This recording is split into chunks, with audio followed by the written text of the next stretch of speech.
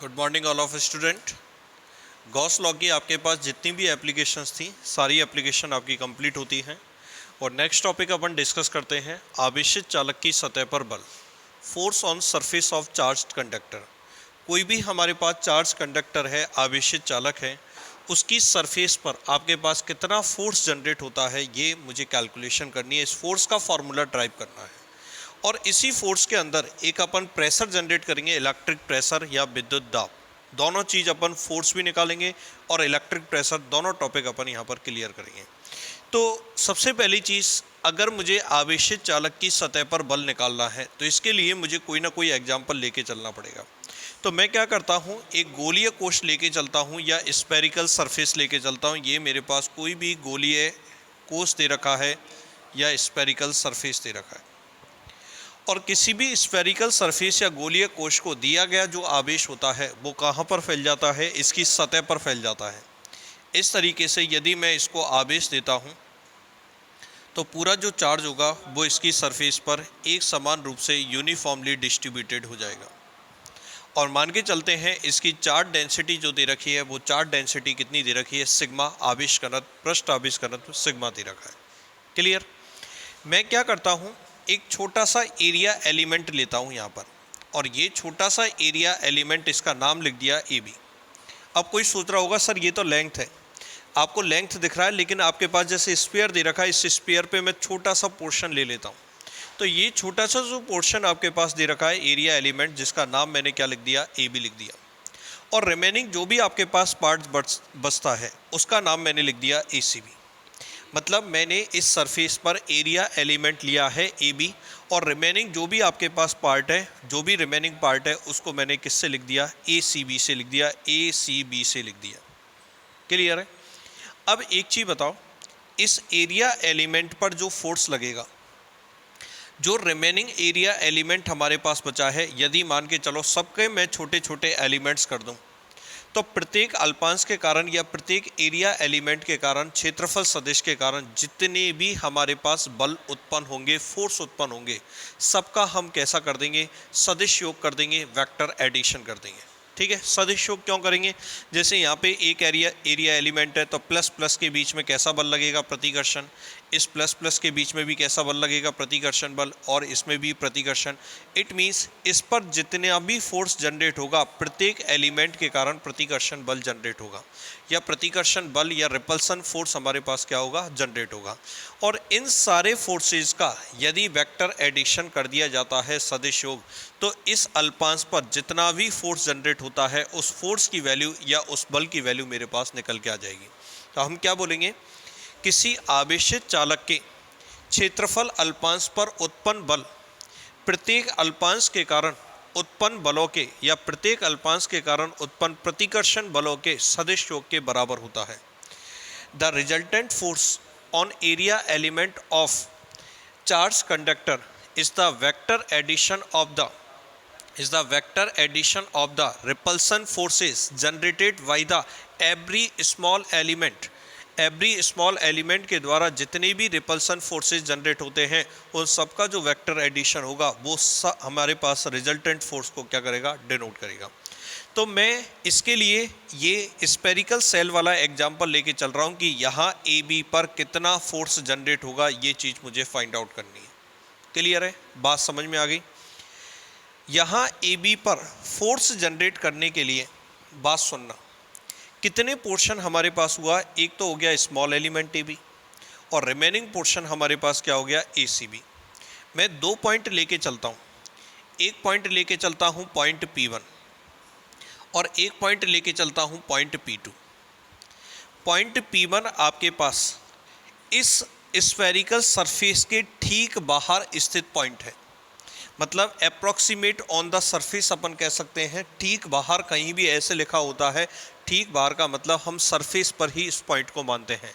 इसका मतलब point P1 को आप सरफेस पर ही मानोगे।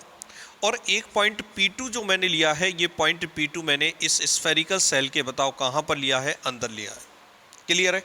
दोबारा देखो, मैंने दो पॉइंट माने हैं, एक पॉइंट तो कौन सा माना है, P1, एक पॉइंट कौन सा माना है, P2। पॉइंट P1 कहाँ पर माना है, ठीक बाहर। ठीक बाहर का मतलब ऑन द सरफेस, और एक पॉइंट मैंने लिया है स्फेरिकल सेल के अंदर। क्लियर है? अब देखो, सबसे पहले पॉइंट P1 पर इलेक्ट्रिक फील्ड इंटेंसिटी किस किस के कारण से जनरेट होगी। तो दो पोर्शन हमने किए हैं। बोलो पोर्शन नंबर ए, पहला पोर्शन नाम लिख देता हूँ AB, दूसरा पोर्शन रिमेनिंग हमारे पास बोलो कितना, ACB। अब AB के कारण जो इलेक्ट्रिक फील्ड जनरेट होता है इसको नाम लिख देता हूँ मैं E1, और ACB के कारण जो भी इलेक्ट्रिक फील्ड जनरेट होगा उसका नाम लिख देता हूँ मैं E2। पहली चीज़ तो ये ध्यान रखना, AB के कारण जो भी इलेक्ट्रिक फील्ड जनरेट होगा उसका नाम मैं क्या लिखूंगा, E1 लिखूंगा, और ACB के कारण जो भी विद्युत क्षेत्र उत्पन्न होगा उसका नाम मैं क्या लिखूंगा, E2 लिखूंगा। क्लियर है? कोई दिक्कत? अब देखो, सबसे पहले पॉइंट P1 पर AB के कारण इलेक्ट्रिक फील्ड निकालोगे तो पॉजिटिव चार्ज के कारण इलेक्ट्रिक फील्ड हमेशा किधर की तरफ होगा, बाहर की तरफ। तो ये AB के कारण इलेक्ट्रिक फील्ड हो गया E1। क्लियर? नेक्स्ट देखो, ACB के कारण यदि इस पॉइंट P1 पर इलेक्ट्रिक फील्ड निकालोगे तो ये भी हमारे पास पॉजिटिव चार्ज है, और पॉजिटिव चार्ज के कारण इलेक्ट्रिक फील्ड इंटेंसिटी ये भी बाहर की तरफ आएगी, इसको नाम लिख देते हैं वेक्टर E2। क्लियर है? कोई दिक्कत? तो एक चीज़ बताना, ये वेक्टर E1 और वेक्टर E2 एक ही डायरेक्शन में या अपोजिट डायरेक्शन में? आपका आंसर होगा एक ही डायरेक्शन में, और एक ही डायरेक्शन में है तो दोनों इलेक्ट्रिक फील्ड इंटेंसिटी क्या हो जाएंगी, जुड़ जाएंगी एट पॉइंट P1। यदि पॉइंट P1 की बात करते हैं, इलेक्ट्रिक फील्ड इंटेंसिटी जुड़ जाएंगी, और जुड़ने के बाद बोलो कितना हो जाएगा, E1 प्लस E2। क्लियर है? अब E1 प्लस E2 हो चुका है। मैंने कहा ये सरफेस पर होता है, तो सरफेस पर ध्यान है, इलेक्ट्रिक फील्ड इंटेंसिटी निकाली थी अपन ने गोलीय कोश की सरफेस पर 1/4 pi epsilon not capital Q upon R square, या फिर मैंने इस फॉर्मूले को बोला था सिग्मा अपॉन एप्सिलॉन नॉट। क्या बोला था? सिग्मा अपॉन एप्सिलॉन नॉट बोला था, क्योंकि Q upon 4 pi capital R square, इसको मैं क्या लिख सकता हूँ, सिग्मा लिख सकता हूँ, तो सिग्मा अपॉन एप्सिलॉन नॉट। तो मैंने इसकी चार्ज डेंसिटी, आवेश घनत्व कितना मान रखा है, सिग्मा। इसका मतलब पॉइंट P1 पर electric field intensity E1 plus E2 is equal to, बोलो कितना हो जाएगा, sigma upon epsilon not. Equation number 1। बोलो कोई प्रॉब्लम हो तो। दोबारा देखो ध्यान से, AB के कारण इलेक्ट्रिक फील्ड इंटेंसिटी कितनी है, E1। ACB के कारण इलेक्ट्रिक फील्ड इंटेंसिटी कितनी है, E2। E1 बोलो किधर की तरफ, बाहर की तरफ। ACB के कारण इलेक्ट्रिक फील्ड इंटेंसिटी ये भी बाहर की तरफ, दोनों एक ही डायरेक्शन में, इसलिए जुड़ जाएंगी। E1 plus E2 is equal to sigma upon epsilon not. Equation number 1। अब निकालते हैं अपन ACB। अब पॉइंट P2 को ले लो, तो पॉइंट P2 को लो, तो पॉइंट P2 पर निकालोगे AB, पॉजिटिव चार्ज है, पॉजिटिव चार्ज के कारण इलेक्ट्रिक फील्ड इंटेंसिटी P2 पर निकालनी है, तो P2 पर किधर की तरफ होगी, बाहर की तरफ, प्लस से इस तरीके से होगी। तो ये तो हो गई E1 इस तरीके से, वेक्टर E1 AB के कारण। अब ACB के कारण बताओ, ACB के कारण ये पॉजिटिव चार्ज है, इसके कारण इलेक्ट्रिक फील्ड इंटेंसिटी इधर की तरफ, बाहर की तरफ, ये वेक्टर E2। तो मैं अगर पॉइंट P2 की बात करूं तो पॉइंट P2 पर E1 और E2 एक दूसरे की अपोजिट डायरेक्शन में है। पॉइंट P2 पर वेक्टर E1 और वेक्टर E2 दोनों एक दूसरे की कैसी डायरेक्शन में है, अपोजिट डायरेक्शन में है, और एक दूसरे की अपोजिट डायरेक्शन में होने के कारण ये आपस में क्या हो जाएंगे, सब्ट्रैक्ट हो जाएंगे, घट जाएंगे। हमने पढ़ा है दो वेक्टर यदि अपोजिट डायरेक्शन में होते हैं या विपरीत दिशा में होते हैं तो एक दूसरे में से घटा देते हैं, और एक दूसरे में से घटाओगे तो एक चीज़ बताना, पॉइंट P2 पर इलेक्ट्रिक फील्ड इंटेंसिटी यदि निकालोगे तो ये हमारे पास हो जाएगा E1 माइनस E2। और एक चीज़ बताओ, स्फेरिकल सेल के अंदर रिजल्टेंट इलेक्ट्रिक फील्ड इंटेंसिटी क्या होती है, 0 होती है। वैसे भी अपन पढ़ चुके, किसी भी चालक के अंदर इलेक्ट्रिक फील्ड इंटेंसिटी या चालक के अंदर विद्युत क्षेत्र की तीव्रता का मान कितना होता है, 0 होता है। तो E1 minus E2 is equal to 0। Clear? कोई दिक्कत? तो पॉइंट P1 पर निकाल दिया, पॉइंट P2 पर निकाल दिया। तो यहाँ से क्या मैं ऐसे लिख सकता हूँ, E1 is equal to E2, equation number 2। और यदि E1 और E2 में से मैं यहाँ पर रखता हूँ तो E2 की जगह E1 लिखता हूँ, तो E1 प्लस E1 टोटल कितना हो जाएगा, 2E1। तो E1 is equal to sigma upon 2 epsilon not. और यदि E1 को रिप्लेस कर देते हैं E2 से, तो E2 प्लस E2 कितना हो जाएगा, 2E2। E2 की value sigma upon 2 epsilon not. कहने का मतलब क्या हुआ है, सो फ्रॉम इक्वेशन वन, तो इक्वेशन वन से अपन ऐसे लिख सकते हैं E1 is equal to E2 is equal to sigma upon 2 epsilon not equation number 3। ठीक है, E1 is equal to E2 is equal to sigma upon 2 epsilon not, ये इक्वेशन नंबर 3। क्लियर है, कोई दिक्कत? अब देखो, मैं फोर्स निकालना चाहता हूं इस AB पर,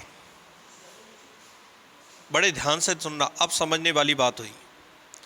मैं फोर्स निकालना चाहता हूं इस AB पर। इस AB एरिया एलिमेंट पर जितना चार्ज अवेलेबल है इसको मैं कितना मान लेता हूं, DQ। मैं एलिमेंट AB पर इलेक्ट्रिक फील्ड इंटेंसिटी, विद्युत क्षेत्र की तीव्र इस एरिया एलिमेंट AB पर जितना भी चार्ज अवेलेबल है उस पर मैं फोर्स फाइंड आउट करना चाहता हूं, बल का मान ज्ञात करना चाहता हूं। तो मैं आपसे कह रहा हूं AB पर जो चार्ज अवेलेबल है इसकी वैल्यू लिख देता हूं मैं DQ। AB का जो एरिया एलिमेंट है उसको नाम लिख देता हूं मैं DA। चार्ज कितना, DQ। एरिया एलिमेंट क्षेत्रफल सदिश या क्षेत्रफल अल्पांश, इसको क्या लिख देता हूं मैं, DA। अब एक चीज़ बताओ, AB पर जो इलेक्ट्रिक फील्ड जनरेट होगा वो स्वयं के कारण तो होगा नहीं, किसके कारण से जनरेट होगा बताओ, ACB के कारण। और ACB के कारण कितना इलेक्ट्रिक फील्ड जनरेट होगा, आपका आंसर होगा E2। तो अपन क्या बोल रहे हैं, अल्पांश AB पर उत्पन्न बल, फोर्स प्रोड्यूस्ड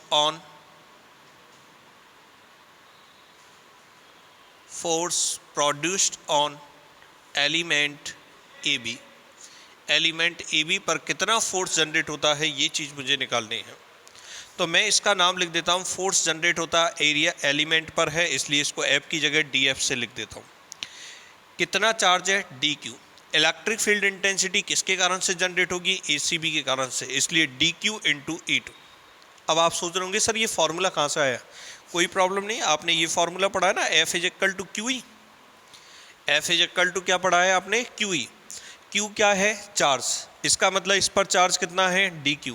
इस पर इलेक्ट्रिक फील्ड इंटेंसिटी किसके कारण से जनरेट हो रही है, ACB के कारण, तो इसलिए इस इलेक्ट्रिक फील्ड इंटेंसिटी ACB के कारण E2 जनरेट हो रही है, इसलिए मैंने E को तो लिख दिया E2 से और Q को लिख दिया मैंने DQ से, तो DQ इंटू E2।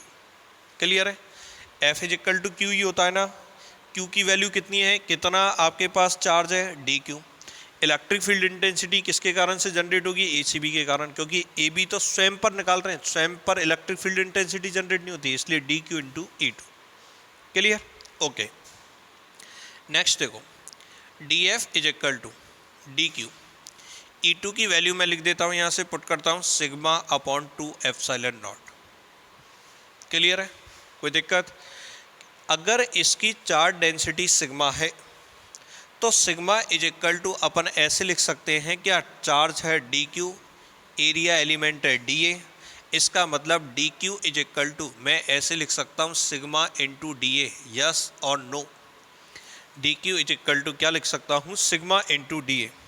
तो नेक्स्ट स्टेप में मैं DF is equal to value put करोगे, इस DQ को रिप्लेस कर देता हूँ सिग्मा DA से, तो सिग्मा DA से यदि मैं रिप्लेस करता हूँ और ये दे रखा है sigma upon 2 epsilon not.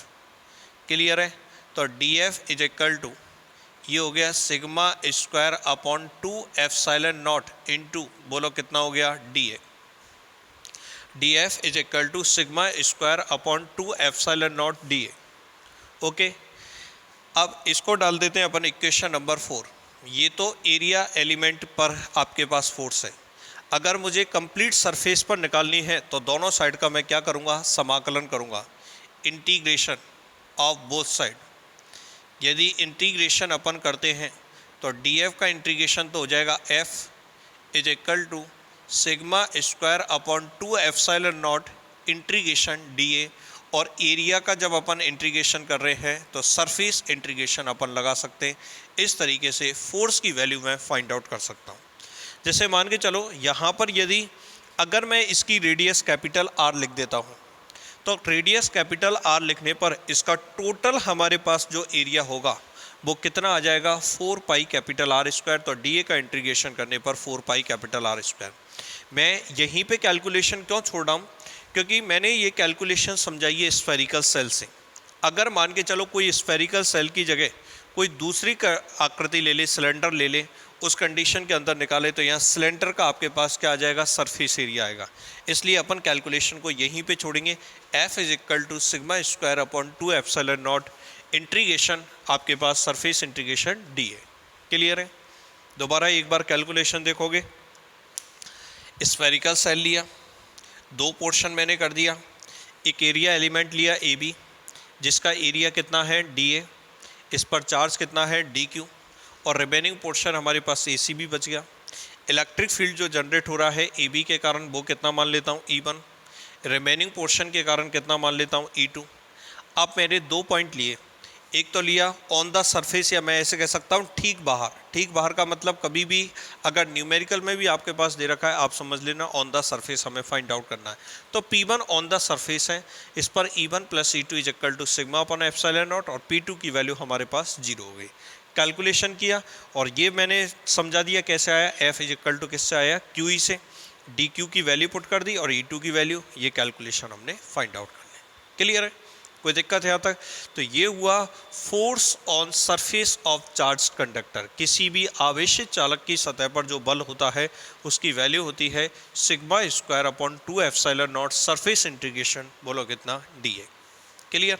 Next देखोगे, इस वाले फॉर्मूले में यदि मैं डी ए को नीचे ले आता हूँ, यदि इस फॉर्मूले में मैं डी ए को नीचे ले आता हूँ तो ये अपने पास हुआ D F upon D A is equal to sigma square upon 2 epsilon not. ये हुआ फोर्स पर यूनिट एरिया, और फोर्स ऑन पर यूनिट एरिया या force on unit area it is known as pressure, this known as electric pressure. ये जो pressure होता है इसे अपन इलेक्ट्रिक प्रेशर कहते हैं। Force on unit surface area of charged conductor, केवल एक चीज़ लिख दोगे, ऑन चार्ज कंडक्टर, आवेशित चालक के एकांक क्षेत्रफल पर लगने वाला बल। आवेशित चालक के एकांक क्षेत्रफल पर लगने वाला जो बल होता है उसे अपन विद्युत दाब कहते हैं, इलेक्ट्रिक प्रेशर कहते हैं। और विद्युत दाब का आपके पास फॉर्मूला होता है sigma square upon 2 epsilon not. Force on पर unit area of charged conductor it is known as electric pressure, then formula electric pressure P is equal to sigma square upon 2 epsilon naught। Clear है? कोई दिक्कत? एक formula और drive करवा सकता हूँ मैं, आप चाहो तो। कैसे? Sigma square upon 2 epsilon not, मैं एक काम करता हूँ, इसको एप्सिलॉन नॉट से मल्टीप्लाई कर रहा हूँ, एप्सिलॉन नॉट से न्यूमरेटर और डिनोमिनेटर दोनों को एप्सिलॉन नॉट से मल्टीप्लाई कर रहा हूँ। तो 1/2 हाफ तो दे ही रखा है हमारे पास, एप्सिलॉन नॉट से मल्टीप्लाई कर दिया, ये हो गया सिग्मा स्क्वायर, और नीचे आपके पास एप्सिलॉन नॉट से मल्टीप्लाई करोगे एप्सिलॉन नॉट स्क्वायर हो गया। क्लियर है? एप्सिलॉन नॉट से मैंने न्यूमरेटर, अंश और हर दोनों को क्या कर दिया, मल्टीप्लाई कर दिया। क्लियर है? अब देखना, ये सिग्मा अपॉन एप्सिलॉन नॉट, ये सिग्मा अपॉन एप्सिलॉन नॉट इस चालक की सरफेस पर फोर्स की वैल्यू है। जैसे P1 को मैंने कहा ना ऑन द सरफेस है, तो P1 पर electric field intensity resultant sigma upon epsilon not है, जिसे मैं E से लिख देता हूँ, भले E is equal to E1 plus E2 is equal to sigma upon epsilon not. तो चालक की सतह पर आपके पास क्या है, विद्युत क्षेत्र की तीव्रता, electric field on surface of charge conductor कितना है, सिग्मा अपॉन एप्सिलॉन नॉट। तो सिग्मा अपॉन एप्सिलॉन नॉट को मैं E से भी रिप्लेस कर सकता हूँ। सिग्मा अपॉन एप्सिलॉन नॉट को यदि E से रिप्लेस करते हो तो ये स्क्वायर दे रखा है, तो it means P is equal to half epsilon not E square. तो 2 फॉर्मूले हो गए हमारे पास। जैसे भी आपसे पूछे, एक तो फॉर्मूला हो गया sigma square upon 2 epsilon not, और एक फार्मूला हो गया 1/2 एप्सिलॉन नॉट E स्क्वायर। तो ये तो है सिग्मा की फॉर्मेट में फार्मूला, और ये है आपके पास इलेक्ट्रिक फील्ड इंटेंसिटी की आपके पास फार्मूला। तो न्यूमेरिकल में आपके पास जो भी क्वांटिटी दे रखी हो, अगर सिग्मा दे रखी है तो सिग्मा से आप इस वाले फॉर्मूले को लगाओ, और ई से यदि पूछे तो ई से आप इस फॉर्मूले को लगाओगे, half epsilon naught E square. Clear? तो ये आवेशित चालक की सतह पर आपके पास बल और विद्युत दाब की कैलकुलेशन है। बोलो किसी बच्चे को कोई दिक्कत हो, ध्यान रखना 2 पॉइंट मानने, एक तो सरफेस पर, एक अंदर जीरो होता है, सरफेस पे सिग्मा अपॉन एप्सिलॉन नॉट होता है। देन ये फॉर्मूला आपके पास D F is equal to D Q into E to कैसे लगा है, इसको भी आपको ध्यान रखना है। क्लियर है? कोई दिक्कत? अब सुनो, ये फॉर्मूला नेक्स्ट कैलकुलेशन जो मैं समझा रहा हूँ उसमें ये फॉर्मूला काम आएगा। किसी भी चालक की सरफेस पर जो बल लगता है F इज इक्वल टू कितना लगता है, sigma square upon 2 epsilon not integration, बोलो कितना आएगा, dA। ओके, अब हम क्या निकालेंगे, कोई भी आवेशित चालक हमारे पास दे रखा है, उसमें हमें एनर्जी किस फॉर्मेट में स्टोर होती है, मतलब एनर्जी जो स्टोर्ड होती है इलेक्ट्रिक फील्ड के अंदर या विद्युत क्षेत्र में, तो विद्युत क्षेत्र के एकांक आयतन में संचित ऊर्जा मुझे निकालनी है कि विद्युत क्षेत्र के एकांक आयतन में कितनी ऊर्जा संचित होती है, और कैलकुलेशन में ये फॉर्मूले हमारे पास काम आएंगे। ठीक है?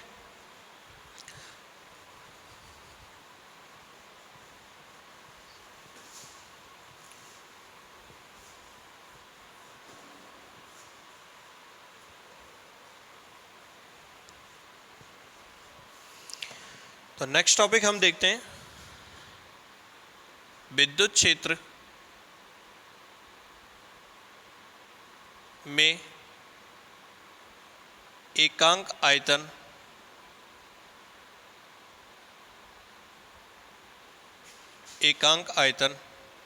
में संचित ऊर्जा।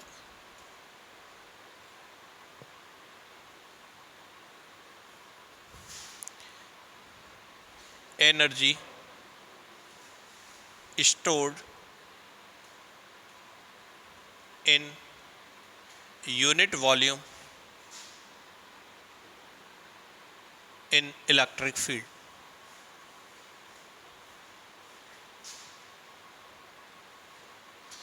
इलेक्ट्रिक फील्ड में यूनिट वॉल्यूम के अंदर कितनी एनर्जी स्टोर्ड होती है, ये चीज़ मुझे फाइंड आउट करनी है।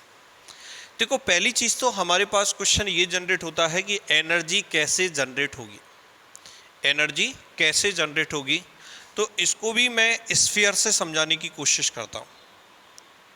ये देखो, हमारे पास कोई भी कंडक्टिंग स्फीयर दे रखा है, चालक गोला दे रखा है, और इस चालक गोले को मैं चार्ज दे देता हूँ। मान के चलते हैं कैपिटल Q चार्ज दे दिया, या कोई भी चार्ज हमने गिवन कर रखा है, और इसकी चार्ज डेंसिटी अपन कितनी मान के चलते हैं, सिग्मा, इसका पृष्ठ आवेश करना तो सिग्मा दे रखा है। क्लियर है? अब एनर्जी कैसे जनरेट होगी, तभी तो वॉल्यूम के अंदर जनरेट होगी। वॉल्यूम तो अपन निकाल देंगे, क्योंकि अगर स्फीयर होगा तो 4/3 पाई कैपिटल R क्यूब होता है। जो भी हमारे पास वॉल्यूम निकलेगा, वॉल्यूम तो अपन आसानी से निकाल देंगे, कोई प्रॉब्लम नहीं। बात यह है एनर्जी कैसे जनरेट होगी। एनर्जी जनरेट करने का पहला तरीका, ये पूरा पॉजिटिव चार्ज दे रखा है, अगर मैं इस चालक को या इस कंडक्टर को और पॉजिटिव चार्ज देना चाहता हूँ, और पॉजिटिव चार्ज देना चाहता हूँ, तो एक चीज़ बताओ, प्लस और प्लस के बीच में कैसा फोर्स लगेगा, रिपल्सन फोर्स या प्रतिकर्षण बल लगेगा। और प्रतिकर्षण बल लगेगा तो इस प्लस को इस पर ट्रांसफ़र करने के लिए मुझे वर्क करना पड़ेगा या कार्य करना पड़ेगा, और ये कार्य जो होगा वो किस में संचित हो जाएगा या किस में रूपांतरित हो जाएगा, ऊर्जा में रूपांतरित हो जाएगा। मतलब किसी आवेशित चालक की सतह पर यदि मुझे आवेश का मान बढ़ाना चाहता हूं, तो आवेश का मान बढ़ाने के लिए मुझे कार्य करना पड़ेगा, और ये कार्य किस में रूपांतरित हो जाएगा, ऊर्जा में। बात समझ में आ गई? तरीका नंबर 1 क्या हुआ है, आवेश बढ़ाने पर, यदि किसी आवेशित चालक की सतह पर हम आवेश का मान बढ़ाना चाहते हैं, इस स्थिति में मुझे कार्य करना पड़ेगा, और ये कार्य किस में रूपांतरित हो जाएगा, ऊर्जा में रूपांतरित हो जाएगा। ये बात समझ में आई? When we want to increase the charge on the charged conducting sphere या charged conductor, then we want to work to increase the charges। अगर मैं चार्ज की वैल्यू बढ़ाना चाहता हूँ, इसके लिए मुझे वर्क करना पड़ेगा और ये वर्क किस में कन्वर्ट हो जाएगा, एनर्जी में कन्वर्ट हो जाएगा। तरीका नंबर 1। तरीका नंबर दूसरा, जैसे मान के चलो यहाँ से लेके ये एरिया मेरे पास दे रखा है, बड़े ध्यान से सुनना, ये मेरे पास कोई एरिया दे रखा है। इस पूरे एरिया में यहाँ से लेके कितना भी बड़ा हो सकता है, मैं अभी एग्जांपल के लिए समझा रहा हूँ। इस एरिया में इस स्फीयर के कारण इलेक्ट्रिक फील्ड जनरेट हो रहा है। देखो अंदर तो जीरो है, तो विद्युत क्षेत्र जो उत्पन्न हो रहा है वो इस एरिया के अंदर उत्पन्न हो रहा है। ये एरिया हमारे पास दे रखा है जिसमें इलेक्ट्रिक फील्ड जनरेट हो रहा है। आगे बात समझ में। अब मैं क्या करता हूँ, इसके वॉल्यूम को कम करता हूँ, मतलब ये जो स्फीयर है इस स्फीयर के वॉल्यूम को कम करता हूँ। और स्फीयर के वॉल्यूम को कम करोगे, जैसे स्फीयर के वॉल्यूम को मैंने घटा के इसकी रेडियस dr घटा दी और इसके वॉल्यूम को मैंने घटाकर ऐसे कर दिया, ये लो इसके वॉल्यूम को मैंने घटा दिया। क्लियर है। जैसे ही मैं इसके वॉल्यूम को घटाऊंगा, इट मीन्स अब ये जो पूरा चार्ज होगा वो यहाँ पर फैल जाएगा। यस और नो, ये मैंने रेड कलर के पेन से इसको डिनोट कर रखा है।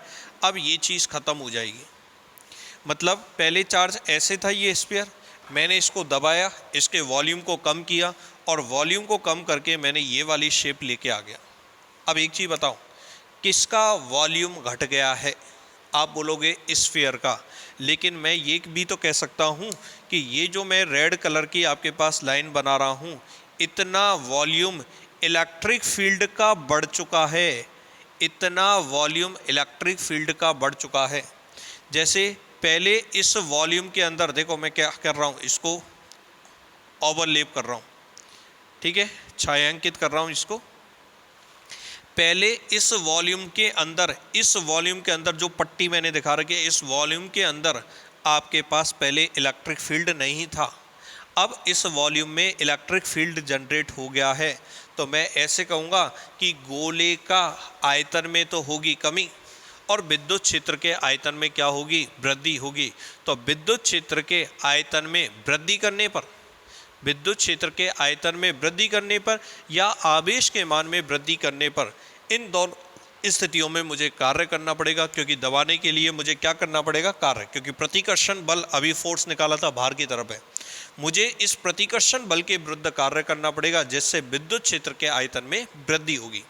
तो इस विद्युत क्षेत्र के वॉल्यूम में या इलेक्ट्रिक फील्ड के वॉल्यूम को इंक्रीज करने के लिए या किसी भी चार्ज कंडक्टर पर हमें चार्ज की वैल्यू बढ़ाने के लिए वर्क करना पड़ता है, कार्य करना पड़ता है, और ये कार्य जो होता है वो एनर्जी की फॉर्मेट में क्या हो जाता है, जमा हो जाता है। और ये जो एनर्जी होती है, ये एनर्जी मुझे यूनिट वॉल्यूम में फाइंड आउट करनी है, एनर्जी पर यूनिट वॉल्यूम मुझे फाइंड आउट करनी है। क्लियर है, कोई दिक्कत, बात समझ में आ गई? तो हमारा टारगेट पॉइंट क्या है, ये चीज़ समझ में आना चाहिए। तो सबसे पहली चीज़ तो क्या हुआ, एक तो कैसे एनर्जी जनरेट होगी, to increase charge on charge conductor. Clear. Second, to increase volume of electric field. Clear है, कोई दिक्कत? इन दोनों स्थितियों में आपके पास कार्य करना पड़ेगा और ये किया गया कार्य एनर्जी में रूपांतरित हो जाएगा। अब इसकी कैलकुलेशन करके बता रहा हूँ, इसकी कैलकुलेशन कैसे करोगे। देखो, ये मेरे पास कोई कंडक्टर गिवन है, क्लियर, इस पर चार्ज ऐसे यूनिफॉर्मली डिस्ट्रीब्यूटेड है। क्लियर है। इसकी चार्ज डेंसिटी मान के चलो हमारे पास दे रखी है कितनी, सिग्मा, और इसकी रेडियस जो दे रखी है, इसकी रेडियस दे रखी है कैपिटल आर। अब मैंने कहा था हमें एनर्जी दो फॉर्मेट में निकालनी है। यहाँ पर मैं इस कैलकुलेशन को to increase volume of electric field इससे समझाऊंगा। अब कोई कहेगा साहब हम तो इससे कैलकुलेशन करना चाहते हैं, तो इस कैलकुलेशन को मैं चैप्टर नंबर 4 में समझाऊंगा। इससे कैलकुलेशन कैसे करेंगे इसको चैप्टर नंबर 4 में अपन समझाएंगे। जब मैं इस कैलकुलेशन को करवाऊंगा तब मैं आपको रिमाइंड करवा दूंगा तो कि ये हमने टॉपिक चैप्टर नंबर 2 में इस तरीके से जनरेट किया था, इलेक्ट्रिक फील्ड का वॉल्यूम इंक्रीज करके। इसके लिए मैं क्या करना चाहता हूँ, इसके लिए सबसे पहले मैं इसकी रेडियस को कम करता हूँ, इसकी रेडियस को कम करता हूँ और मान के चलो इसकी रेडियस मैं डिक्रीज कर देता हूँ dr। इसकी रेडियस जो है मैं कितनी डिक्रीज कर देता हूँ, dr रेडियस को डिक्रीज कर देता हूँ। तो पहले तो बताओ इस कंडक्टर की सरफेस पर फोर्स कितना लगेगा, तो आपका आंसर होगा F is equal to sigma square upon 2 epsilon not surface integration dA, yes और नो। और सरफेस इंटीग्रेशन dA तो इसका वॉल्यूम अपन इसका एरिया निकाल देंगे, सरफेस एरिया। तो इसका सरफेस एरिया कितना हो जाएगा, 4 पाई कैपिटल R स्क्वायर।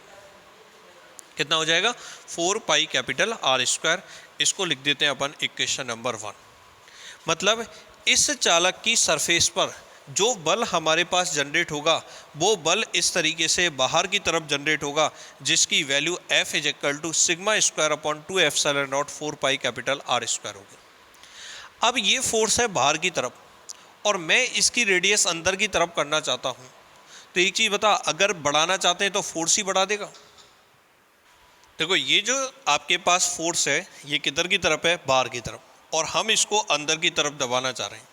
कितनी डिस्टेंस तक दबाना चाहते हैं, dr। तो इसमें कितना वर्क डन करना पड़ेगा, तो इसमें वर्क डन करना पड़ेगा dw इज इक्वल टू f, और कितनी डिस्टेंस तक, dr डिस्टेंस तक, f dr। क्लियर है। तो dw is equal to F की वैल्यू मैंने पुट की सिग्मा square upon 2 epsilon not 4 pi capital R square, और ये मेरे पास कितना हो गया, dr। ठीक है। तो देखो ये तो हो गया एरिया इनटू डिस्टेंस, तो एरिया इनटू डिस्टेंस करोगे तो वही हमारे पास क्या आ गया, वॉल्यूम। तो इसका मतलब कितना वॉल्यूम चेंज होगा, तो हम इसको लिख सकते हैं dv से। तो dw is equal to sigma square upon 2 epsilon not, और इसको अपन किससे लिख सकते हैं, db से। मतलब कितना वॉल्यूम हमने स्फीयर का कम कर दिया। मैं बार बार कह रहा हूँ स्फीयर का वॉल्यूम कम होगा और इलेक्ट्रिक फील्ड का वॉल्यूम क्या होगा, इंक्रीज होगा। अभी मैंने बताया था जैसे ही दबाओगे तो जितने इस एरिया में इलेक्ट्रिक फील्ड जनरेट हो जाएगा, पहले जबकि इसमें इलेक्ट्रिक फील्ड नहीं था, तो इसलिए इलेक्ट्रिक फील्ड का वॉल्यूम तो बढ़ेगा और स्फीयर का वॉल्यूम क्या होगा, घटेगा। तो कितना वॉल्यूम चेंज हुआ, dB। मैंने कहा था किया गया जो वर्क डन होता है वो एनर्जी में कन्वर्ट हो जाता है। तो आपको dw को आप वर्क डन बोलो चाहे एनर्जी बोलो, एक ही बात है। अगर मैं इस dB को यहाँ पे नीचे लेके आ जाता हूँ तो dw upon dB is equal to sigma square upon 2 epsilon not. तो अपन यही तो बोलेंगे एनर्जी पर यूनिट वॉल्यूम, और एनर्जी पर यूनिट वॉल्यूम कितना दे रखा है हमारे पास, sigma square upon 2 epsilon naught. यही हमारे पास इसका फॉर्मूला होगा कि इलेक्ट्रिक फील्ड के अंदर पर यूनिट एरिया में, पर यूनिट वॉल्यूम में कितनी एनर्जी स्टोर्ड होती है। तो आपका आंसर हुआ sigma square upon 2 epsilon not. और इसी का एक फार्मूला और निकाल सकते हो पहले की तरह।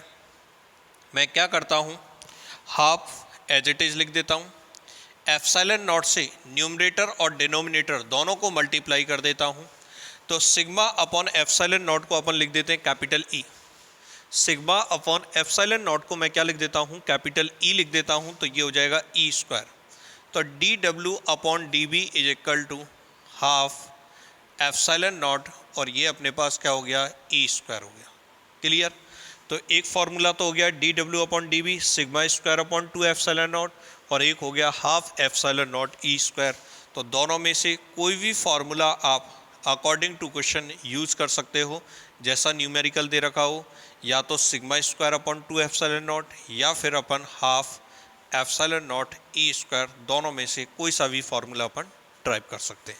और अगर इसकी यूनिट पूछे तो यूनिट क्या होगी, एनर्जी की यूनिट बोलो क्या, जूल, और वॉल्यूम की यूनिट क्या, मीटर क्यूब। तो बोलो इसकी यूनिट क्या हो जाएगी, जूल पर मीटर क्यूब। और यही जो फार्मूला होता है, यही फार्मूला आपके पास किसका होता है, इलेक्ट्रिक प्रेशर का। तो ध्यान रखना, कंफ्यूज मत होना, यही इलेक्ट्रिक प्रेशर का होता है और यही आपके पास किसका होता है, एनर्जी स्टोर्ड इन पर यूनिट वॉल्यूम। Thank you.